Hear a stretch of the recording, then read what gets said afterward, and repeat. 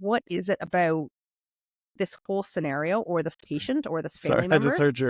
I just heard your The about? your about just now. Yeah. It's the For about. those of you listening, before we started recording today, we were talking about how my Northeast accent came out and how her The Canadian about. accent came out. So we're talking about something very serious, and like my ADHD kicked in immediately as soon as you said about. It's But like, there it it's is. She called hard. it. It's the damn about. I don't know what it is. It's not a boot. It's It's all about. good. But it is what it is. Hey there, Vibers. Welcome to the Vibe with Kai podcast, where we keep it real, we keep it relatable, and we keep it a little bit funny as we dive into all things mental health, ADHD, and introversion. My name is Kai. I'm your host, and each week we're going to tackle life struggles with honesty, humor, and a whole lot of heart. So whether you're here for practical advice or a little validation or just a laugh about what life is like as an adult in today's world, listen, you are in the right place. We are not about toxic positivity here. We are all about being genuine to each other and to ourselves. And we're talking about real things. And we want to encourage each other and remind you that you are not alone. With that said, my friends, sit back, relax, and let's vibe through this together and enjoy today's episode of the Vibe with Kai podcast. What's going on, friends? Welcome to another episode of the Vibe with Kai podcast. Today, I'm thrilled to welcome Jenn Johnson, an accomplished RN with over 16 years of frontline experience and author of the upcoming book, Nursing Intuition: How to Trust Your Gut, Save Your Sanity, and Survive Your Career. Jenn is a passionate advocate for nurse well-being and resilience, especially in high-stress environments like emergency rooms. Her book empowers healthcare professionals to reconnect with their intuition, a skill she believes is essential for reducing burnout, enhancing patient care, and maintaining mental health. Jenn, What's up? welcome to the podcast. How did you like that introduction? How was that? Chef's kiss. Absolutely fantastic. I practiced in the mirror this morning. I was like, I'm going to nail that presentation, that intro. Boom, mic drop. 100% done. Thank you so much for taking time out of your day to hang out with me right now. I want to get right into this because I think like what we're talking about today is really fascinating. That like the idea of burnout when it comes to the medical field, specifically nursing. This was a topic that I heard a lot of, especially during COVID, because of just how crazy of a time frame that was and is still for our frontline workers in hospitals and doctors' offices and so on and so forth. So I want to start with your journey here, your journey into nursing. Was it something that you always wanted to do, or did it just kind of happen unexpectedly? I fell face first into it. I had never once thought about being a nurse. I only grew up with one friend whose mom was a nurse, but she was in public health. So she was a Monday to Friday, 8 to 4 kind of thing. Never knew anything about shift work or anything like that. Went to university and was originally in biology and was like, did a year in biology. I'm like, this is all right. Went to Lakehead University, which is a very, very well known for its forestry program because it's like way up north, like super Thunder Bay, way up north. And so going there and you're like, oh, biology, I thought this was going to be like more people-based than plant-based. Like I'm not doing well in this. And so my second year failed the first half of organic chemistry, which I'd never failed anything before. And I'm like, what do I do? I'm now a year behind. I don't really like what I'm doing. I don't understand. And thankfully there was a friend of mine in first year who was in nursing school.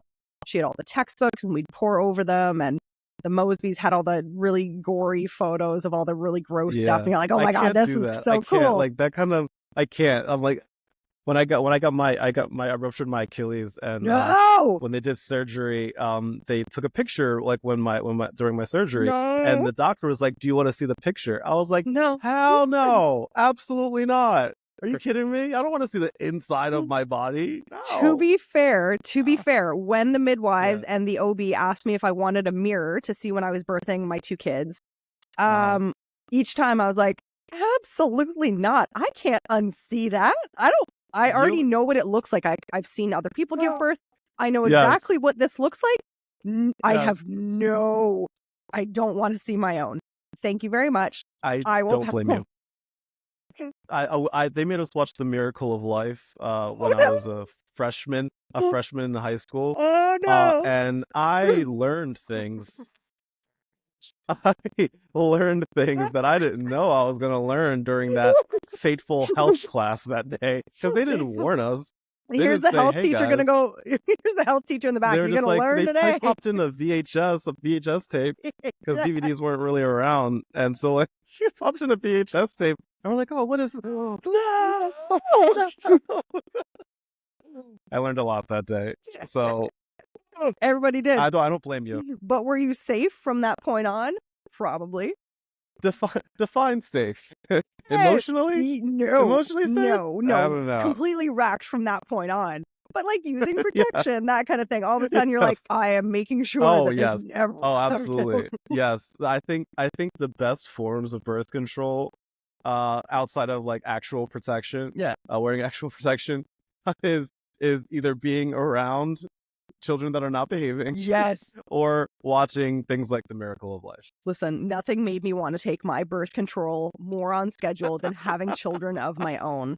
I love them dearly, but oh my God, Yes. when my watch rang off, I'm like, nope, where is it? But and like popping the pills. Oh I'm like, gosh. let's not do this again. Listen, I'm with you. So with that said, so like you fell face first into the nursing world, and now you wrote Nursing Intuition.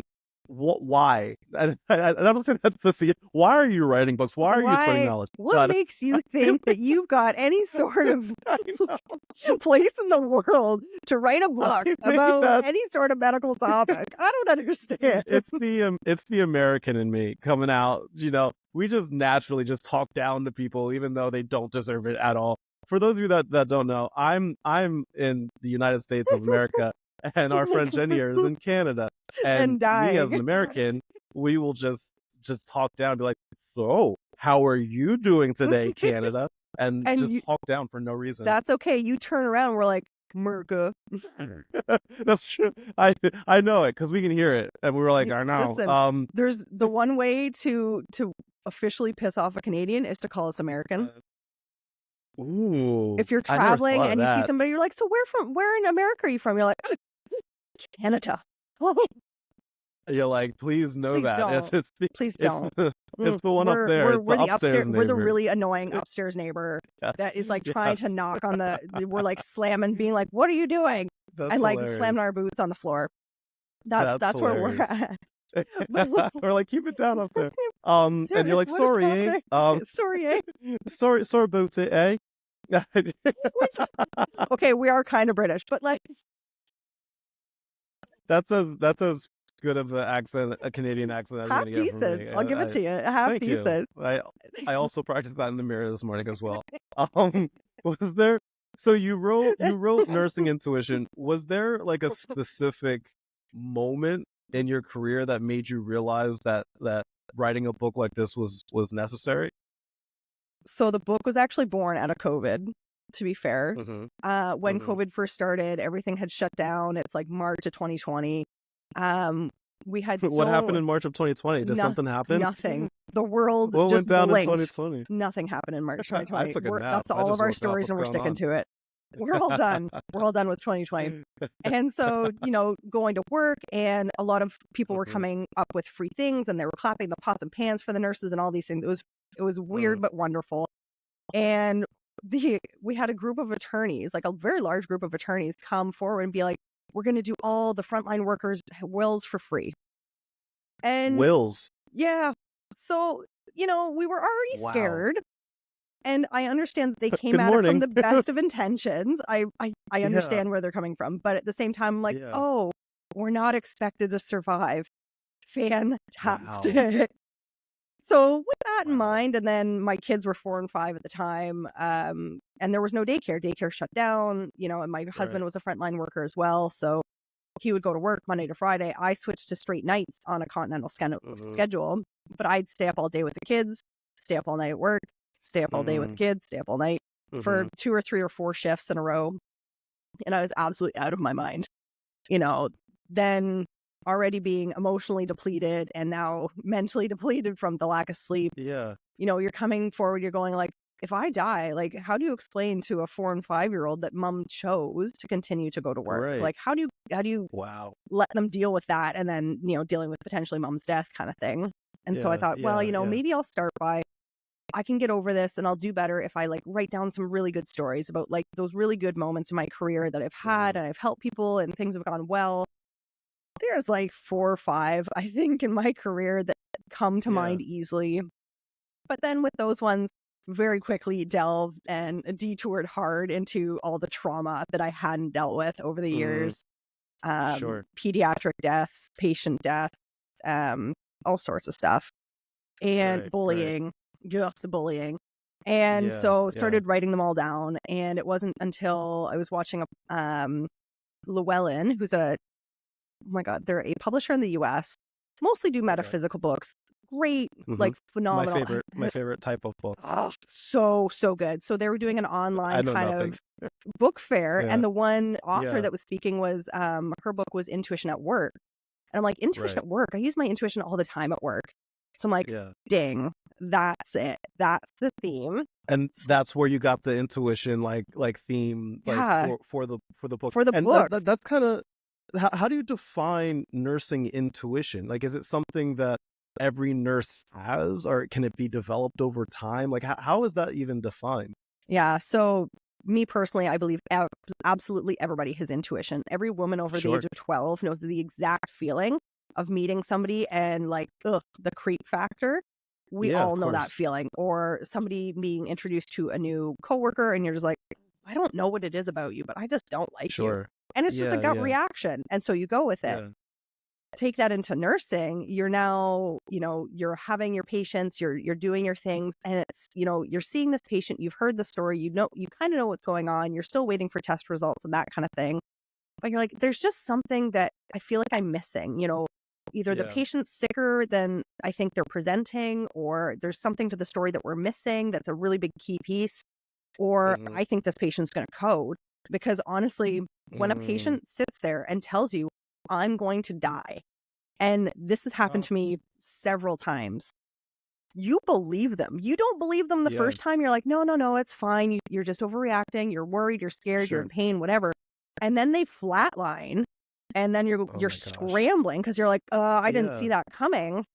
It only takes one instance of that happening before you go, next time I'm going to trust somebody when they say that they're going to die, because people know when things are wrong with them. It happened to me. I had cholestasis of pregnancy and I didn't know what was going on, but my second pregnancy, we'd already been diagnosed in the first pregnancy. There was a 70 to 90% chance of it happening again. And 26 weeks in, I was like, something's wrong. Not that I'm not off, unwell. like inside, like you just have that. There was that like, intuition. it's not that I'm having pain. I don't feel unwell. It's not anything like that. It's just something is wrong. And so I went to my OB, got the blood work done, and sure enough, my bile salts were already elevated at 26 weeks. And normally most people don't catch a rise in their bile salts until 36 weeks. So with it being early diagnosed, we were able to manage it, and it turned into a full-time job of like bi-weekly ultrasounds, weekly blood work, the whole bit. But that was the first time that it happened to me where I'm like, I just knew something was wrong. And, was I anticipating it? A little bit. You're looking at 70 to 90% chance of it happening again. Okay. More than likely it's not going to. But in that moment, it was just like, I don't know, just something's off. And so I went with it. And that's truly the key. So intuition in nursing specifically, it's just realizing that we have that skill, that it can be developed. It can be, it's a muscle like any other, that if you work it, it's going to grow and it's going to get better and harder and faster to be able to recognize these situations when they're happening. And then, so that's half the problem. The other half is actually being able to express to somebody, I don't know what's going on. Like, I think my gut is saying something's wrong, and being able to have that kind of inner fortitude to then be able to take it to somebody else that you trust, whether it be another nurse, another charge nurse, or even the physician. I mean, I go to my docs now and I say, hey, lady in 6 is not doing well. My gut tells me she's got half an hour, 45 minutes before she codes. I need you in there now, please. And so God bless them. They're like, oh yeah, not a problem. And so they stop what they're doing. They come and get me and they follow me to wherever I'm going. And it's great because we've built up that level of trust. I'm not coming to you every shift doing this. But when I do come to you and I'm saying either I just want this to be on your radar, we have this patient in Right. the ER, things are cooking, we're getting blood work done, we're starting some fluids, we're doing some things. I'm not super concerned, but I'm concerned enough that I just want you to know that this patient Right. is in the department, Right. or this person's going to crash immediately. I need you now. And Right. it's Do you getting there. feel that intuition, like the way you explain it, do you feel that is overlooked in nursing? Like, do you feel that is something that's undervalued in the healthcare system? For sure, because Mhm. it's a very woo-woo topic, right? Like, how Sure. do you Sure. go to your physician and say, like, hey, my gut is saying something's wrong? If you have a Right. great Right. doctor, somebody who's been doing it 5, 10, 15 years plus, they're going to Mhm. go, oh, okay, yeah, not a problem. If you get a resident, if you get a fellow, sometimes they haven't had those instances where nurses have spoken up and maybe nobody's told them about this kind of phenomenon. Right. And so they kind of brush you off. And then you're like, well, if you're new to it, you kind of go, oh, well, this isn't great. Like maybe I'm just an idiot for trying to get them to help. But those of us who are experienced are going, okay, that's fine. You can not Right. come. Right. MD notified of patient condition, no new orders Right. received. And that is me covering my behind when Sure. push comes to shove and this patient deteriorates, because they're going to deteriorate. I've told you 15, 20, an hour ahead of time that this was going to happen. Right. Right. It Right. takes time for them to figure out that, yes, this is happening. Yes, we were talking about it. But it really is Yeah. like a 3 a.m. conversation between nurses. The docs kind of refer to it as the spidey sense. The nurses kind of refer to it as the gut feeling. So there is that little Yeah. communication mismatch. But the more I open up and talk about it, the more other people then go, oh, well, yeah, I do stuff like that all the time. And we come up with instances and we talk about stories. It's just getting to the point of being able to openly talk about it. Right. And Right. so oh, sorry. Oh, no, please go ahead. Finish that. Yeah. In the deep dive for like all the science that I also then had Yeah. to put into the book, because of course 2020 misinformation, disinformation was huge. Yeah. Yeah. Did Oh all this gosh. Yeah. information, and Mhm. so a ton of peer-reviewed, evidence-based science papers That's great. not only Mhm. supported like intuition in itself, but then specifically nursing or intuition in nursing. And they did also mention that, while you're trying to develop the skill, you going to the doctor, even if you're wrong, the patient's not as sick as you thought they were, or maybe they're not as sick. You get Yeah. the doctor comes and still sees that patient. Just by you doing that and the doctor having that extra touch point on that patient, your patient outcomes are still going to improve. So no matter what, it's a Right. win-win to developing Right. your Right. intuition, to speaking about it, but it does take time and it can be Right. frustrating. Right. And you brought up 2020, and we were kind of teasing about it earlier, but it was the pandemic was a very hard time for a lot of frontline workers, and it pushed many nurses to their breaking points. Which is, I want to talk to you about mental health and the burnout. Yeah. That I think maybe we started to realize during the pandemic.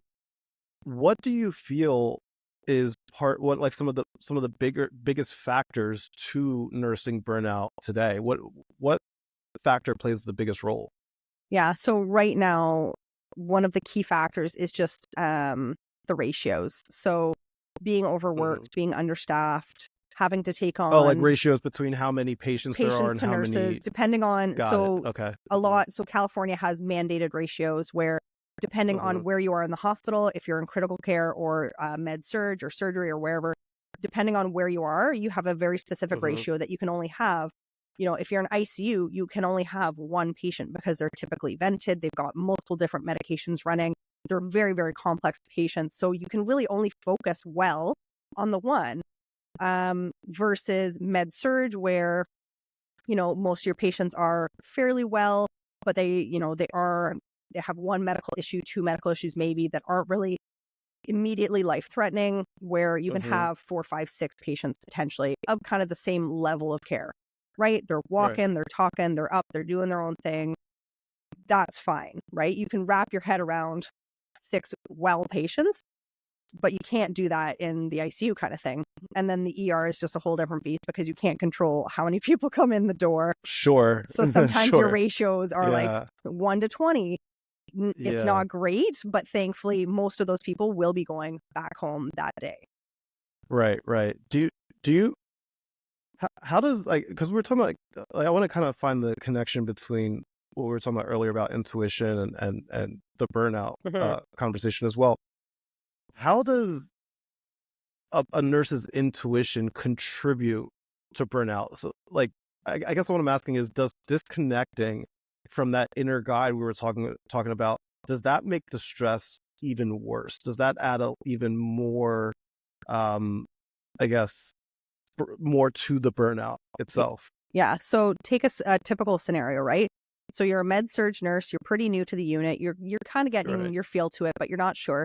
You have the sensation that something's going on with your patient, but you've got so much other things going on. You really aren't comfortable with the doctor. You have to call them. It's like 2 a.m. You're not sure. And so you kind of put it off. Well, then what happens, unfortunately, if something actually happens to that patient, they deteriorate, they potentially die. All of a sudden, you are left with so much guilt about, Mm-hmm. should I have acted sooner? Could I have done something? Should I have called the doctor? What could I have done?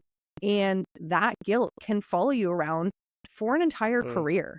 Mm-hmm. For me, one of my very first patient deaths that I did advocate for, and the doctor chose to kind of put me off, they died within 6-7 hours of me coming on shift.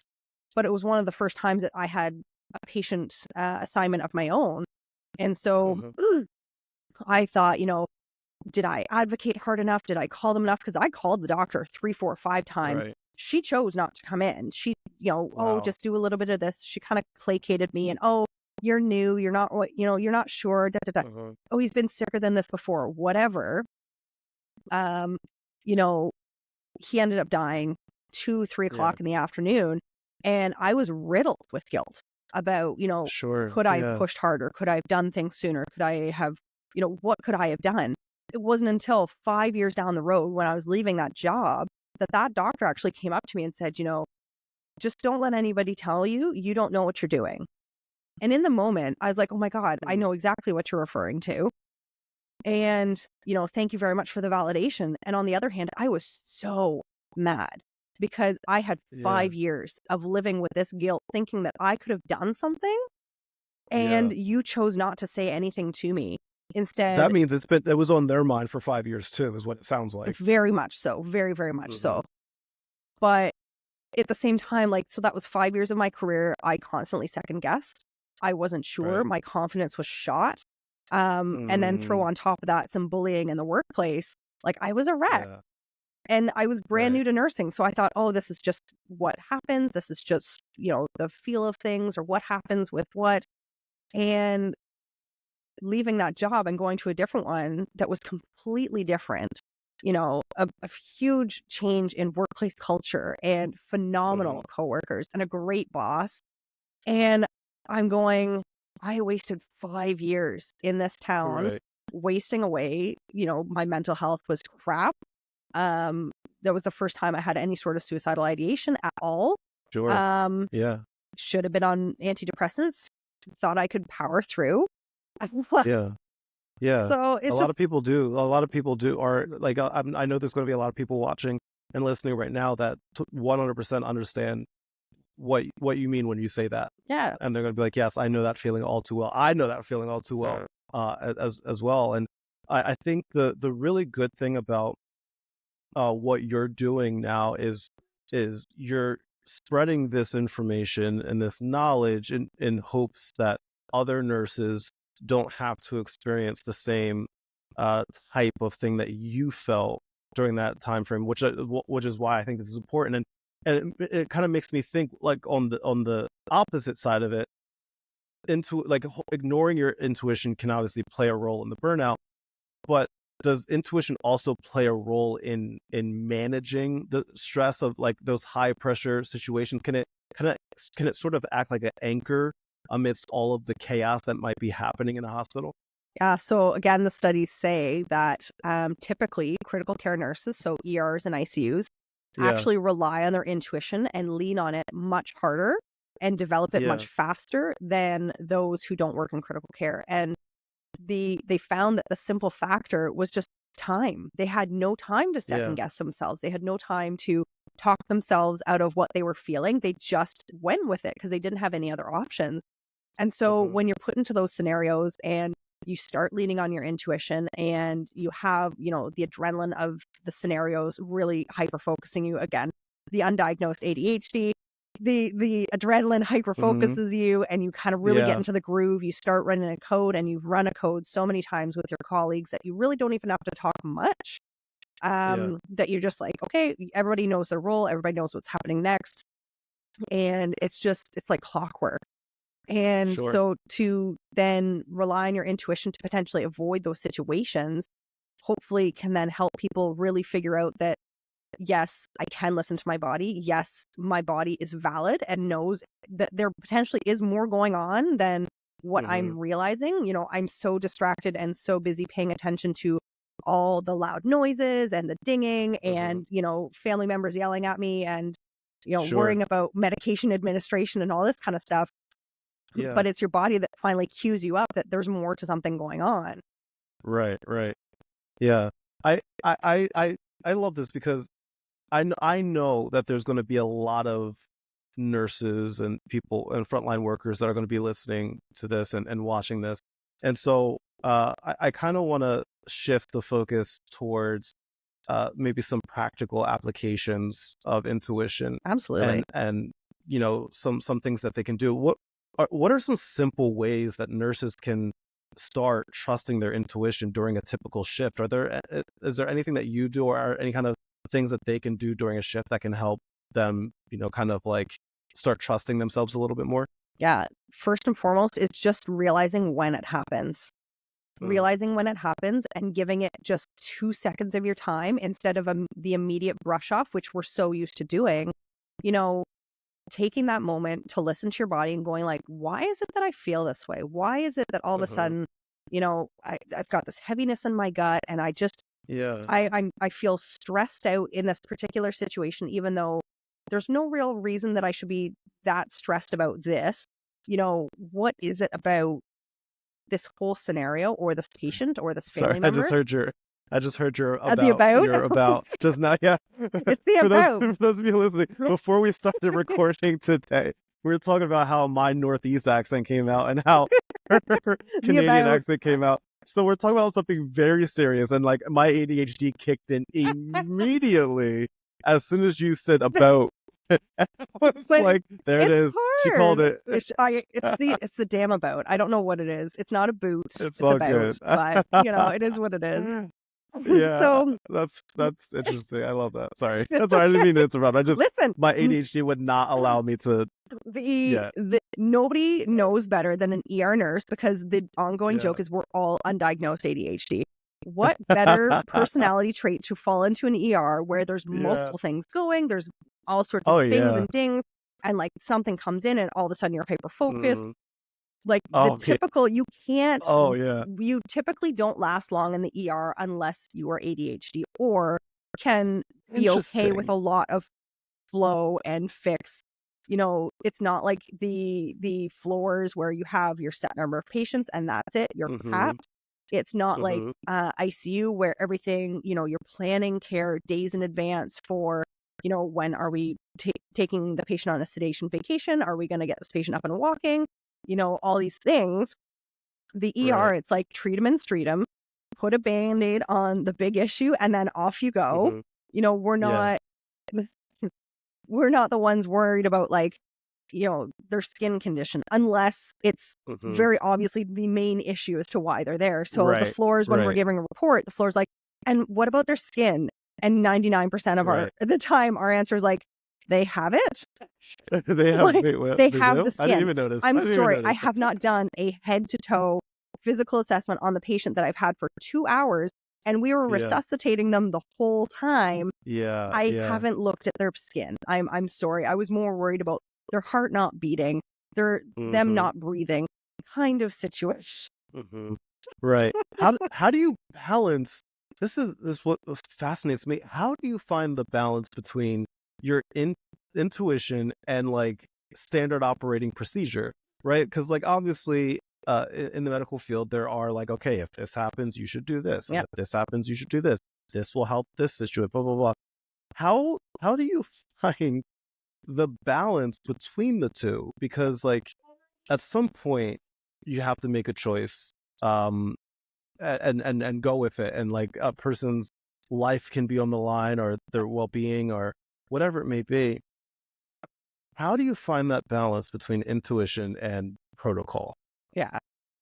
So I just recently went to Health in Vegas, which is this ridiculously massive health Mm-hmm. conference. Met Yeah. a woman by the name of Margot, who is from Cedars-Sinai in LA. And she saw Mm-hmm. my book, Nursing Intuition, and her and I had a great chat about nursing intuition and all these things. And she'd actually said, "Oh, I've actually got a nursing pathway for the use of intuition coming out next Mm. month." I almost fell Wow. over. I want my hands on this pathway so badly. Sure. But I'm just like, oh my God, okay, so it's not just me coming at this topic. Like Cedars-Sinai is coming at this topic. So Right. I am so interested to see what that pathway entails. But for me, every day, it's just a matter of, I'm just advocating for my patient. If you Mm-hmm. just kind of put it back onto, I'm advocating for my patient, I'm doing what I believe is best for my patient and my patient's health. That's always the track that I'm going to fall back on. If Mm-hmm. that also includes, my gut yelling at me because something is off, Right. that's just the way it's going to go. That actually makes me Right. more comfortable to go to my doc to say, hey, something's really off. I'm not sure. I need you to come see this person because I'm worried that they're going to deteriorate really quickly. Mm-hmm. And being able Mm-hmm. to figure out how to say that to the other professionals is key, because again, some are a lot more easygoing than others. ER docs, we can say, hey, my gut's saying that like something's off, but you Right. you kind of turn it around to fit your audience. It's, oh well, I'm not too sure, and I just feel like we're missing something, or I'm just Mm-hmm. worried about my patient. Those Right. types of statements are absolutely 100% used every single day in every hospital in the entire world, Yeah. and they're acceptable. But at the root Mm-hmm. is intuition. It's just a matter of how you make that intuition palatable to those around you. Mm-hmm. Right. Right. Nursing, and I feel like it's such an emotionally charged profession for many reasons, right? My girlfriend is a doctor. She used to work in the ER up in Chicago, Wow. and now she works down in Atlanta. But she always tells me stories about what it was like for her working in the ER, and how emotionally charging it is. For the nurses that are listening and watching right now, how do you protect your mental health? How do you stay emotionally healthy and present when it's such an emotionally charged profession? It's hard. It Yeah, it's one I of need those all of the answers right now. right We're this instant. solving We're solving emotional healthcare. exhaustion. We're just gonna I solve need it you in a to night. solve right now. Kai's gonna just figure this out for us. It's fine. It's Yes, great. right now. Most of it is you put on a barrier, right? Like some of Mm, us, we kind of put on the face of the healthcare worker, the face of the nurse. yeah, The ER, it's like Teflon that you kind of put on, because really I've been called every hmm, name in the book in probably every language. Um, sure. I had my life threatened, the whole bit. Like you go through the ringer, but you do rationalize a lot of it away, because Hmm. people, when they're in pain, when they're stressed out, when they're anxious, when they don't know what's happening, when they're struggling to breathe, like they're not themselves. They're not going to Hmm. act like their typical selves. And Right. while their behavior isn't acceptable, we can kind of categorize it into two streams of thought. One is Right. you're just out of your mind with worry, panic, stress, anxiety, and you're not physically kind of out there, you're just verbally doing whatever. I can take that all day long. That's fine. It's when all of a sudden the physicality of getting in my face, towering over me, Yeah. coming up behind me when I'm not realizing that you're there and starting to yell Yeah. at me from behind. Nothing will shut down a nurse faster than physically being threatened. and or somebody trying to videotape us. That's also Wow. crazy. That's insane. Like It's nuts. I don't know. I don't know how you do. And here's the other side of it. Like, obviously, not everybody that's listening is going to be a nurse. There might be people that are sitting here like, I'm just a patient. Like, wait, what's going on here, Right? right?